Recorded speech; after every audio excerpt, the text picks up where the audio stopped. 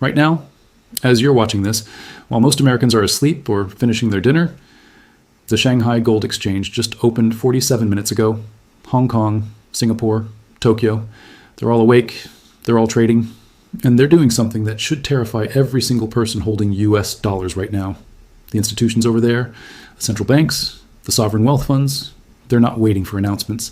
They're not waiting for press conferences. They're dumping US Treasury bonds, dumping dollar-denominated assets, and frantically, aggressively, purchasing something else, something the mainstream media won't tell you about until it's too late. And what they're buying right now, in the next 60 seconds, could determine whether your savings survive what's coming or vanish completely. Welcome to Currency Archive, the only place where we cut through the noise and show you what's really happening with your money.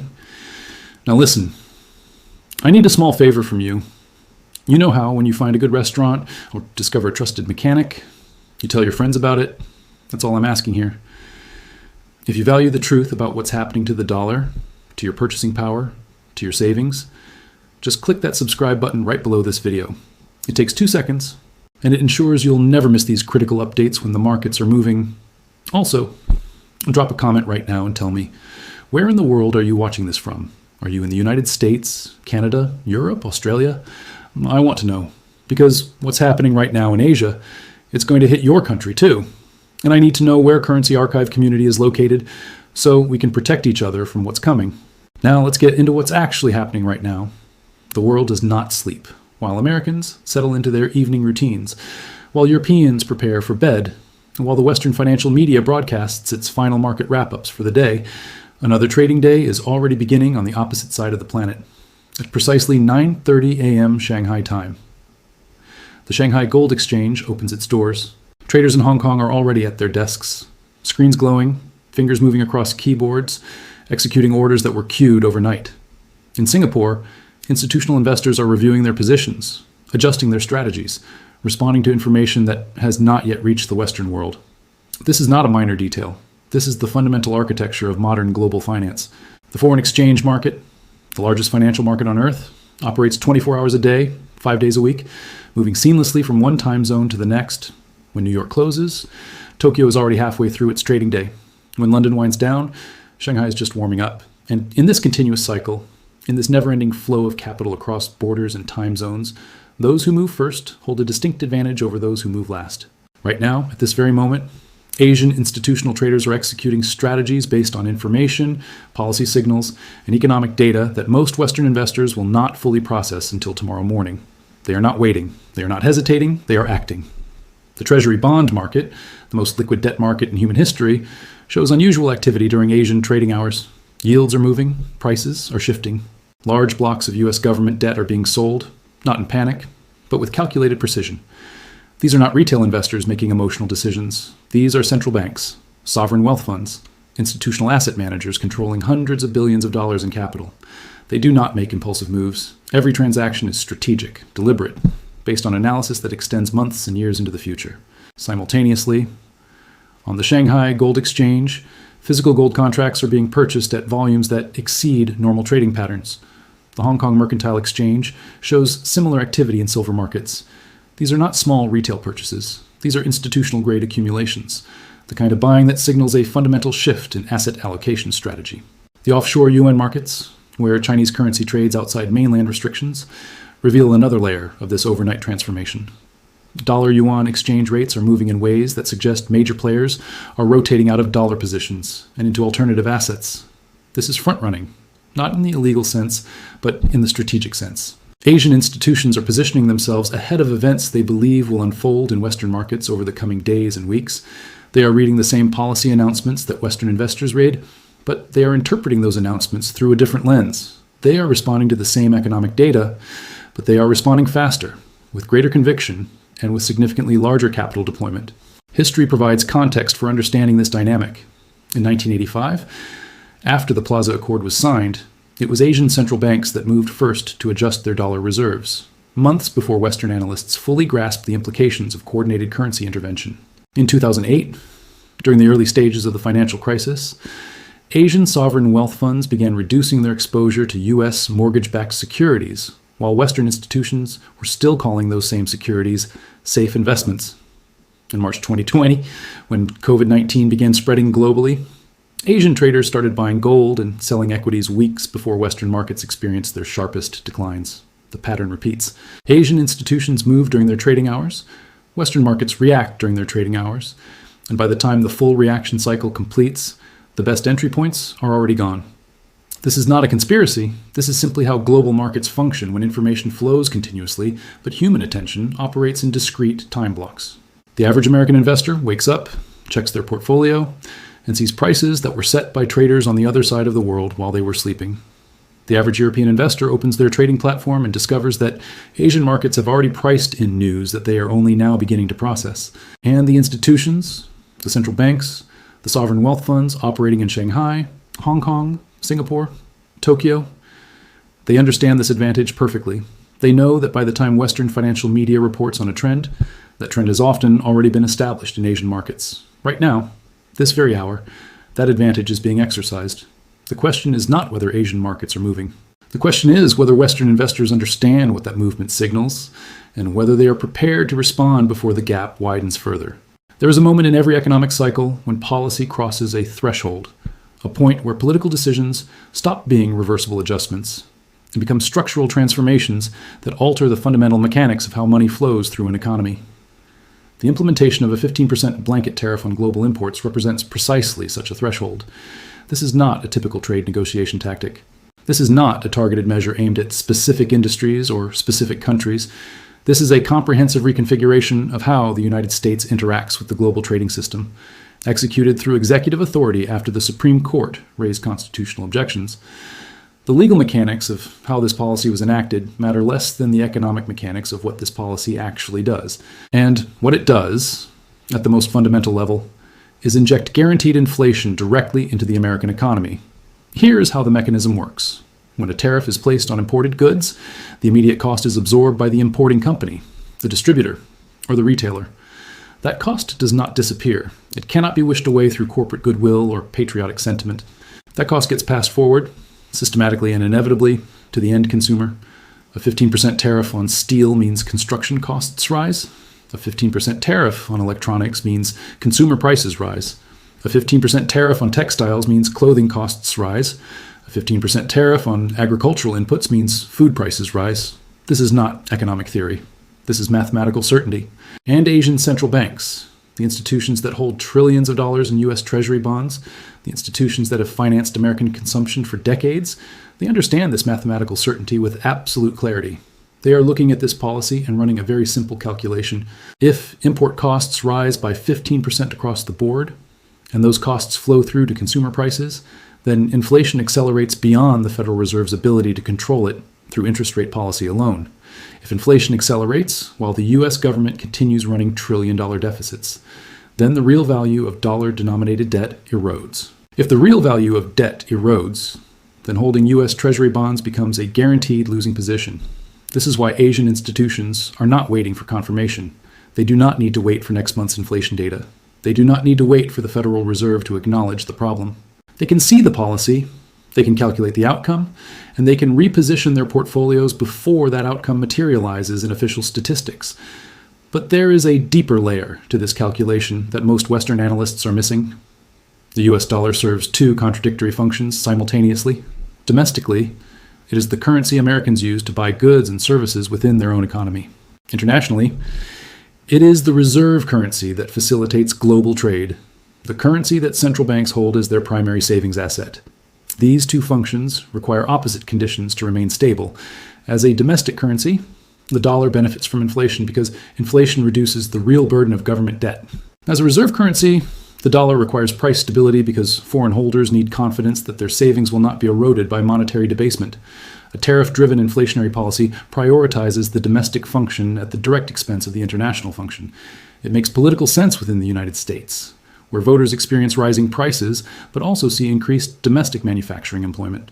It makes zero sense to a Chinese central banker holding $500 billion in US Treasury bonds.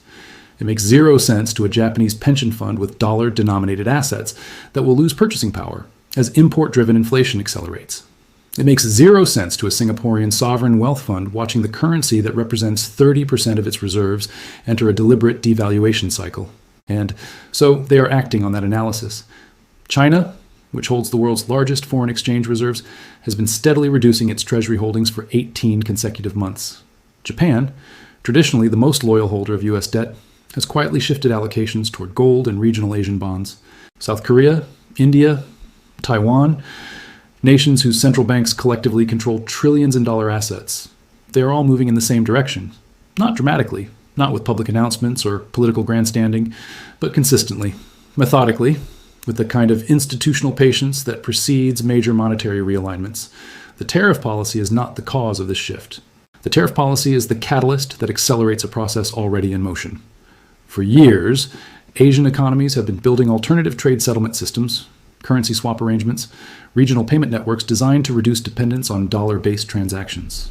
For years, Asian central banks have been accumulating gold at rates not seen since the 1970s. For years, the whispered conversations in Singapore, Hong Kong, and Shanghai have centered on one question. How long can the dollar maintain its reserve status while American fiscal policy grows increasingly unstable? The 15% tariff provides an answer to that question, not through words, but through observable policy action that confirms what Asian institutions already suspected. The United States is willing to sacrifice the international credibility of its currency to address domestic political pressures. And if that is the new reality, if that is the framework within which American economic policy will now operate, then holding dollar assets becomes a risk that cannot be justified to boards of directors, to government oversight committees, to the citizens whose savings these institutions are meant to protect. This is not anti-American sentiment. This is fiduciary responsibility. And that responsibility is now driving capital flows that most Western investors do not yet see, because those flows are happening during Asian trading hours in markets that do not make headlines on CNBC. Executed by institutions that do not issue press releases, there's a pattern that repeats throughout monetary history. When confidence in paper currency begins to fracture, when central banks pursue policies that prioritize political expediency over purchasing power preservation, when government debt levels reach multiples of productive economic output, capital does not simply disappear. It transforms. It moves from abstract promises to tangible reality. It flows from instruments that depend on institutional trust to assets that exist independent of any institution's credibility. This is not a new phenomenon. This is one of the oldest patterns in human economic behavior. And right now, in the trading centers of Shanghai, Hong Kong, Singapore, and Mumbai, this ancient pattern is reasserting itself with remarkable velocity. The Shanghai Gold Exchange is not a speculative casino. It is not a venue where retail traders gamble on price movements using leveraged paper contracts. It is a physical delivery market where institutions take possession of actual metal, where transactions settle in kilograms and tons, where vault receipts represent gold bars sitting in secured facilities, not abstract financial derivatives. In the past 48 hours, physical gold withdrawals from Shanghai exchange vaults have exceeded normal weekly volumes. This is not statistical noise. This is not random fluctuation. This is systematic accumulation by entities that have decided paper currency exposure represents unacceptable risk. The distinction between paper gold and physical gold matters enormously in this context. In Western markets, most gold investment occurs through exchange-traded funds, futures contracts, certificates that promise exposure to gold price movements without requiring actual metal delivery. These instruments are convenient. They are liquid. They can be bought and sold with a few mouse clicks, but they are not gold. They are promises about gold, contracts that reference gold, financial instruments whose value depends on counterparty performance and institutional stability. Asian central banks are not buying promises. They are buying metal. Physical bars, assayed and certified, delivered to sovereign vaults under armed guard, stored in facilities where access requires multiple levels of government authorization. China's central bank has increased its official gold reserves every single month for the past 19 months. India's Reserve Bank has accelerated purchases to levels not seen since the bank began reporting transparent data. The Monetary Authority of Singapore, normally one of the most conservative and cautious central banks in Asia, has quietly expanded its precious metals allocation by 47% over the past fiscal year. These are not speculative positions. These are strategic reserve diversifications by institutions responsible for protecting national monetary sovereignty. And they are being executed with an urgency that suggests these institutions see something in the current global monetary architecture that deeply concerns them. Silver presents a parallel narrative with its own unique dynamics. Unlike gold, which functions almost purely as monetary reserve and wealth preservation, silver occupies a hybrid position between monetary asset and industrial commodity. Electronics manufacturing requires silver. Solar panel production requires silver. Electric vehicle systems require silver. Medical equipment requires silver. And unlike gold, which can be recycled efficiently and reused almost indefinitely, silver gets consumed in industrial applications, removed from the available supply, transformed into products where recovery is economically impractical. Asian economies, particularly China, Japan, South Korea, and Taiwan, are the world's dominant manufacturers of precisely the technologies that consume silver most intensively. They need silver for production. They need silver for export competitiveness. They need silver to maintain the industrial capacity that generates their national wealth. But they are also recognizing that silver, like gold, serves as a hedge against the currency debasement that tariff-driven inflation will inevitably produce. So they are buying silver for two distinct reasons simultaneously: industrial necessity and monetary insurance. The Hong Kong Mercantile Exchange has seen physical silver contract volumes increase by 73% month over month. Major industrial conglomerates in Japan and South Korea are securing multi-year supply contracts at prices that suggest they expect significant appreciation. Private wealth management firms in Singapore are allocating client capital to physical silver at ratios that would have seemed extreme just 18 months ago. This is not coordinated conspiracy. This is independent rational actors, operating in different countries, managing different types of capital, all arriving at the same conclusion through their own analysis. Paper currency is entering a debasement cycle. Hard assets will preserve purchasing power better than financial assets. And among hard assets, monetary metals offer the most liquid, most globally recognized, most historically proven store of value. The data supports this conclusion at every level of analysis. Over the past century, during every major inflationary period, gold has maintained purchasing power relative to consumer goods. During the 1970s stagflation, while the dollar lost more than half its value, gold appreciated from $35 per ounce to over $800. During the 2000s commodity supercycle, while central banks expanded money supplies to unprecedented levels, gold rose from $250 to over $1,900. During the COVID-19 monetary expansion, while governments injected trillions in stimulus, gold reached all-time highs above $2,000 per ounce. The pattern is consistent. When monetary authorities prioritize currency debasement, precious metals preserve wealth. Asian institutions are not discovering this pattern for the first time. They are responding to its reemergence under current policy conditions. And they are responding during their trading hours with their capital in their markets, while Western investors remain largely unaware that this rotation is even occurring. The velocity of this shift is what separates the current moment from previous cycles. In past monetary transitions, the movement from paper to hard assets occurred gradually over years. Central banks would adjust their reserve compositions by 1 or 2 percentage points annually. Institutional investors would slowly rotate portfolios based on multi-year strategic plans. The transition was measurable, but slow enough that individual investors had time to observe the trend and position accordingly. This time, the acceleration is compressed, policy uncertainty is higher, geopolitical fragmentation is deeper, trust in coordinated central bank action is weaker, and the institutions moving capital, they are moving faster, with larger volumes, with greater conviction than previous cycles would suggest possible. This creates asymmetry. Asian institutions accumulating physical metal during overnight hours, Western investors waking up to price movements they do not yet understand, and a widening gap between those who positioned early and those who wait for mainstream confirmation that inevitably arrives after the best opportunities have closed. Every significant wealth transfer in history occurs during moments of transition, not during stable periods when everyone agrees on asset valuations, not during obvious crises when panic has already driven prices to extremes, but during the narrow window between institutional recognition and public awareness. That window is open right now. Asian central banks have already made their decision. Sovereign wealth funds have already repositioned their portfolios. Institutional asset managers controlling trillions in capital have already begun rotating out of dollar-denominated paper and into hard assets. This is not speculation about what might happen. This is documentation of what is currently happening during Asian trading hours in markets that most Western investors do not actively monitor. The question facing individual investors is not whether this shift is occurring. The question is whether they understand the implications quickly enough to respond while positioning remains available at reasonable valuations. There is a fundamental difference between speculation and strategic hedging. Speculation involves taking concentrated positions based on predictions about short-term price movements.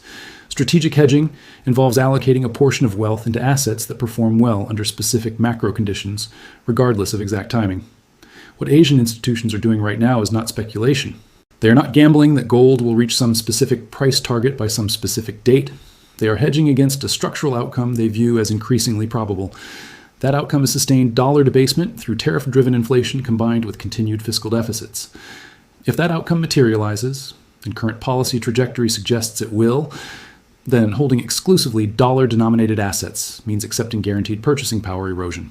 The mathematics are straightforward. If inflation runs at 6% annually, which is conservative given a 15% tariff on imports, then dollar purchasing power declines by approximately 50% every 12 years. Money sitting in savings accounts, earning 2% interest, loses 4% real value annually. Bonds yielding 4% lose 2% real value annually. Even stock market returns of 8% annually only preserve 4% real growth after inflation. And that assumes equity valuations remain stable during an inflationary environment, which history suggests they do not.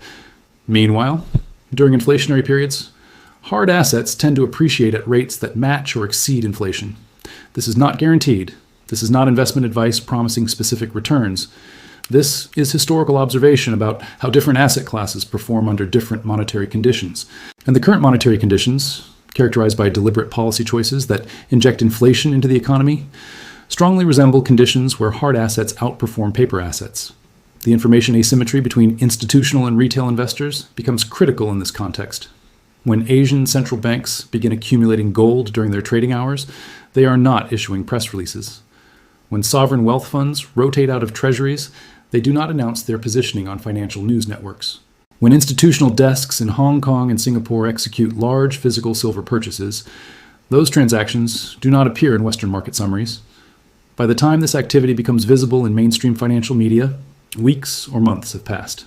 By the time CNBC runs segments about central bank gold buying, those central banks have already completed significant portions of their accumulation. By the time Bloomberg reports on declining treasury demand from Asia, billions in bonds have already been sold. The retail investor who waits for mainstream confirmation is not making an informed decision.